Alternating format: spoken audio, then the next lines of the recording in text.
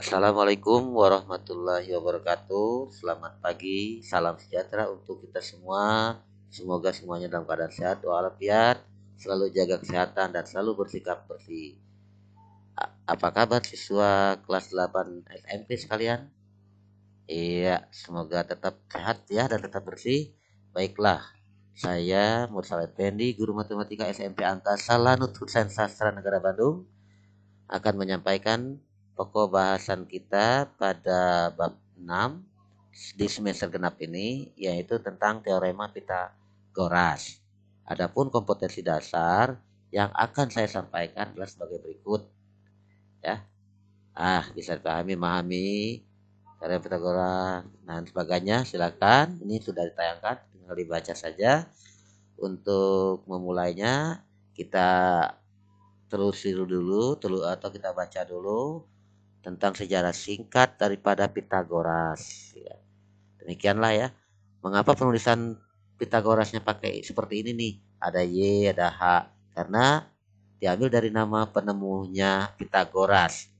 Adalah seorang matematikawan berkebangsaan Yunani yang hidup di abad ke-500 ke abad 579 atau abad kelima sampai dengan abad keempat sebelum Masehi, yaitu tepatnya 579 sampai dengan 495 sebelum Masehi. Beliau menemukan atau mengunggah teoremanya dari persegi ya. Dari persegi diambil dibelah dua sehingga merupakan pada diagonalnya terbentuklah dua segitiga siku-siku. Luas persegi pada sisi miring atau hipotenusa ya, diagonalnya pada segitiga siku-siku sama dengan jumlah luas persegi pada sisi siku-sikunya. Beliau memaparkan teorema Pitagoras yang ditemukannya dengan menggunakan konsep aljabar dan mendapatkan 3 buah bilangan merupakan triple daripada Pitagoras. Demikianlah sejarah singkat daripada Pitagoras. Baiklah, kita mulai mengawali. Bagaimana sih bunyi atau rumus daripada teorema Pitagoras itu? Perhatikanlah slide nomor 4 berikut ini.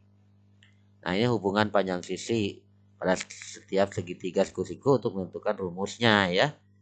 Nah, ini ada segitiga siku-siku ABC dengan sudut siku-siku di A. Kemudian ada sisi BC di hadapan sudut siku-siku namanya hipotenusa atau sisi miring dan merupakan sisi terpanjang daripada ketiga sisi segitiga siku-siku ini. Mengapa ini B? Karena di hadapan sudut B. Mengapa ini C? Karena di hadapan sudut C. Adapun rumus daripada teorema Pitagoras adalah sisi miring kuadrat sama dengan jumlah kuadrat daripada kedua sisi yang lainnya. Yaitu jadi A kuadrat sama dengan B kuadrat ditambah dengan C kuadrat. Apabila ingin menentukan panjang daripada sisi miring. Apabila tidak menentukan panjang sisi miring, maka rumusnya seperti kita menentukan B ya. B kuadrat sama dengan sisi miring kuadrat yaitu A kuadrat dikurangi dengan C kuadrat. Begitupun kalau kita ingin menentukan panjang sisi C, C kuadrat sama dengan A kuadrat atau sisi miring kuadrat dikurangi sisi tegak yaitu B kuadrat. Nah, ini kalau kita sering membacanya, melihat ya, maka ya akan hafal dengan sendirinya ya. Karena ala bisa karena biasa. Ya, itulah pepatah yang mengatakan. Baiklah, untuk memantapkan daripada pemahaman rumus ini, kita beralih pada contoh soal berikut ini. Menghitung panjang sisi segitiga siku ya. Ada soal nomor 1. Pada gambar nomor 1 ini ada segitiga ABC. Yang siku-siku di A, panjang AB-nya 4 cm, panjang AC-nya 3 cm. Ditanyakan panjang BC ya. Berapa sih? Ternyata BC ini adalah sisi di hadapan sudut siku-siku, berarti ini hipotenusa atau sisi miring yang lebih dikenal. Sisi miring kuadrat adalah atau sama dengan jumlah kuadrat daripada kedua sisi yang lainnya. Jadi BC kuadrat sama dengan AC kuadrat tambah AB kuadrat, atau boleh AB kuadrat tambah AC kuadrat. BC kuadrat sama dengan 4 kuadrat ditambah dengan 3 kuadrat atau pangkat 2 ya. 4 pangkat 2 adalah 4 kali 4 16. 3 pangkat 2 adalah 3 kali 3 9. 16 tambah 9 adalah 25. Jadi menentukan panjang BC saja adalah ruas kiri dan ruas kanan kita kalikan dengan akar kuadrat. Jadi BC pangkat 2 di akar kuadratkan menjadi BC saja. Sebelah kanan menjadi akar kuadrat daripada 25 adalah 5. Jadi panjang sisi miring BC-nya adalah 5 cm. Sederhana ya siswa sekalian, asalkan diperhatikan dengan seksama. Baiklah, untuk lebih memahaminya kita beralih pada contoh soal nomor 2 ya. Nah, ini ada segitiga yang tidak ada namanya, hanya panjang sisinya saja. Adapun sisi miring ada sisi di hadapan sisi sikunya 15. Kemudian ada sisi P ada 12. Tanyakan P, maka P bukan sisi miring, maka berlaku rumus yaitu P pangkat 2 atau P kuadrat sama dengan sisi miring kuadrat yaitu 15 kuadrat dikurangi ya 12 kuadrat. P kuadrat sama dengan 15 kuadrat adalah 225 dikurangi 12 kuadrat adalah 12 kali 12 144. 225 kurangi 144 adalah 81. Sama seperti tadi. Untuk mendapatkan P saja, maka ruas kiri dan ruas kanan kita kalikan dengan akar kuadrat. P pangkat 2 dikalikan dengan akar kuadrat adalah P saja. Sebelah kanan akar daripada 81 yaitu 9. Jadi panjang P adalah 9 satuan. Ataupun menggunakan rumus teorem Pythagorasnya tetap sama hasilnya. Kenapa? Kelemahannya ya seperti ini, ada yang ini dijadikan 0 gitu. Nah, ini kesulitannya. Kalau kita hafal rumusnya langsung saja. Contoh soal ini saya kira akan lebih memantapkan daripada pemahaman kalian. Ya, baiklah, kita beralih kepada slide nomor 6, yaitu jenis segitiga berdasarkan panjang sisi dan triple Pythagoras. Ya, untuk kebalikan daripada teorema Pythagoras itu berlaku rumus jumlah semua ya. Baik sudutnya siku-siku di A, di B atau di C. Apabila siku-sikunya di A maka A kuadrat sama dengan B kuadrat tambah C kuadrat. Apabila segitiganya siku-siku di B adalah B kuadrat sama dengan A kuadrat tambah C kuadrat. Apabila segitiga siku-sikunya sudut siku-siku di C, maka berlaku rumus C kuadrat sama dengan A kuadrat ditambah dengan B kuadrat. Adapun jenis-jenis segitiganya selain segitiga siku-siku adalah sebagai berikut. Ya, apabila ya siku-sikunya di A ya, sudut siku-sikunya A kuadrat lebih kecil daripada jumlah kuadrat sisi yang lainnya yaitu B kuadrat tambah C kuadrat, maka jenis segitiganya segitiga lancip. Apabila sisi miringnya A kuadrat lebih besar daripada jumlah kuadrat sisi yang lainnya yaitu dari B kuadrat tambah C kuadrat, maka jenis segitiganya adalah segitiga tumpul. Ya, baiklah, kita berada pada triple atau 3 Pythagoras, yaitu 3 bilangan asli yang tepat untuk menyatakan panjang sisi-sisi suatu segitiga siku-siku.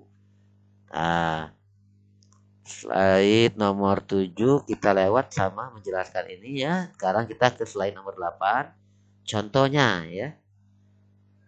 Tunjukkan bahwa segitiga yang berukuran 4 cm, 3 cm, dan 5 cm adalah segitiga siku-siku. Ini tidak ditentukan namanya dan siku-sikunya di mana sih? Patokannya adalah panjang sisi terpanjang di sini adalah 5 cm, merupakan sisi miring. Yang lainnya, yang panjangnya ini ya. Karena kalau kita lukis segitiga seperti ini, maka B ini jadi 4, ini agak pendek, C 3 ya. Mengapa tidak diberikan tanda siku-siku? Kan menunjukkan belum tentu segitiga siku-siku. Maka pakailah rumus teorema Pythagoras, yaitu A kuadrat sama dengan B kuadrat. A kuadrat sama dengan B kuadrat tambah C kuadrat. A kuadrat sendiri adalah apakah 5 pangkat 2? 25. B pangkat 2 yaitu 4 pangkat 2 16. C pangkat 2 yaitu 3 pangkat 2 9. 16 tambah 9 25. Ternyata sama ya. Dan jumlah daripada B kuadrat tambah C kuadrat 25 dan A kuadrat juga 25. Maka segitiga ini adalah segitiga siku-siku. Baru bisa kita melukiskan lambang atau tanda sudut siku-siku di sini. Iya. Oke, itu ya. Mudah-mudahan mulai memahaminya. Baik, kita beralih kepada contoh soal yang lain. Itu contoh soal nomor 2 ya. Apakah segitiga ini siku-siku dengan panjang sisinya ya 7 cm, 9 cm, dan 10 cm. Ini tidak ditentukan segitiganya. Maka kita lukis seperti ini. Sisi terpanjangnya ini ya. Sisi terpendeknya ini 7, terpanjangnya 10. Ini sisi yang sedangnya 9 cm. Mengapa belum dilukis siku-sikunya? Kan kita menunjukkan apakah segitiganya siku-siku apa bukan gitu ya. Oke, sisi terpanjang kuadrat adalah A10 pangkat 2 100. Jumlah kuadrat daripada B 7 kuadrat adalah 49. C kuadrat adalah 9, 9 kuadrat 81. 49 tambah 81 adalah 130. Ternyata A lebih kecil. Ya, A tadi 100 A kuadrat. B kuadrat tambah C kuadrat 130. Maka dia bukan merupakan segitiga siku-siku. Akan tetapi berlaku rumusnya seperti ini karena sisi miringnya lebih kecil dan kuadrat daripada jumlah kuadrat kedua sisi yang lainnya merupakan segitiga lancip. Oke. Bagaimana dengan soal nomor 2? Seperti ini ya. Ini tegak lurus yang sini diilustrasikan seperti ini. Ini adalah sisi E ya, tidak tertulis di sini. Panjang DG-nya 10 cm, panjang GE-nya 24 cm, panjang GF-nya adalah berapa ini 10 ya cm, 15 cm. Oke. Nah, kalau ditanyakan panjang DF, ini ada segitiga siku-siku DGF. DF adalah sisi miring karena di hadapan letaknya adalah sudut siku-siku di G ini. Maka DF kuadrat sama dengan DG kuadrat tambah GF kuadrat. 10 kuadrat plus 100, 15 kuadrat adalah 225. Maka 100 ditambah 225 adalah ya 325. Jadi panjang DF-nya akar daripada 325 cm. Oke, untuk panjang EF ini segitiga siku ya, EGF ya. EG-nya 24 cm, GF-nya 15. Jadi EF kuadrat sama dengan 24 pangkat 2 576 ditambah 15 pangkat 2 225. 576 tambah 225 adalah 801. Jadi panjang EF saja adalah akar dari 801 cm. Baiklah, apakah jenisnya siku-siku, segitiga lancip, segitiga tumpul? Segitiga ini kita belum tahu. Pakailah rumus teorema Pitagoras, yaitu sebagai berikut ya. Ini siku-siku di sini ya. Oke. Maka DE ya, DE kuadrat adalah 10 tambah 24 jadi 34 kuadrat, itu adalah 1156 ya. Oke, kemudian untuk DF ditambah dengan FE ya. DF tadi adalah akar 325 dikuadratkan 325. EF akar 801 dikuadratkan adalah 801 ya.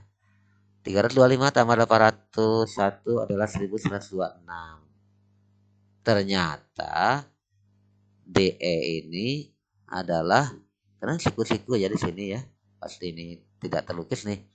Ini sisi miringnya adalah sisi terpanjang. Oke, maka segitiganya segitiga tumpul. Siku-sikunya di D, maka berarti ini sisi terpanjangnya 2 ini ya, dia lebih pendek daripada alasnya, maka merupakan segitiga tumpul ya, karena DE kuadrat adalah lebih besar daripada DF kuadrat ditambah dengan EF kuadrat. Maka jenis segitiganya segitiga tumpul. Ya, semoga akan menambah pemahaman kalian. Baiklah, kita beralih pada slide terakhir 10 tentang triple Pitagoras atau tigaan Pitagoras. Ada contoh sebagai berikut, apakah triple bilangan berikut merupakan triple Pitagoras? Ada 2 soal ya. Kita jawab dulu soal nomor 1, ada angka 6, 8, dan 10. Dari ketiga angka ini yang terbesarnya 10. Di 10 ada sisi miring. Pakailah rumus teorema Pitagoras. Berarti 10 kuadrat sama dengan 100 sama dengan 8 kuadrat 64 ditambah dengan 6 kuadrat 36.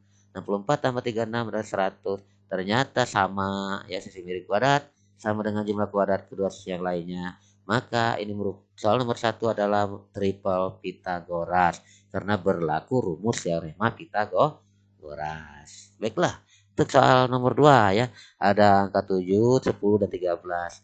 Terpanjangnya sisi miring 13. 13 kuadrat adalah 169. 7 kuadrat adalah 49. Kemudian 10 kuadrat 100. 49 tambah 100, 149. Ini 169. Ternyata sisi miringnya lebih besar. Maka bukan merupakan triple Pitagoras ya. Karena jenis segitiganya segitiga tumpul. Bukan segitiga siku. Ya, demikianlah tentang teorema Pitagoras ya. Pada pertemuan pertama kita kali ini, semoga kalian dapat memahaminya. Apabila masih belum paham, tontonlah berulang video ini ya. Tetap jaga kesehatan, sukses selalu untuk kalian. Wassalamualaikum warahmatullahi wabarakatuh.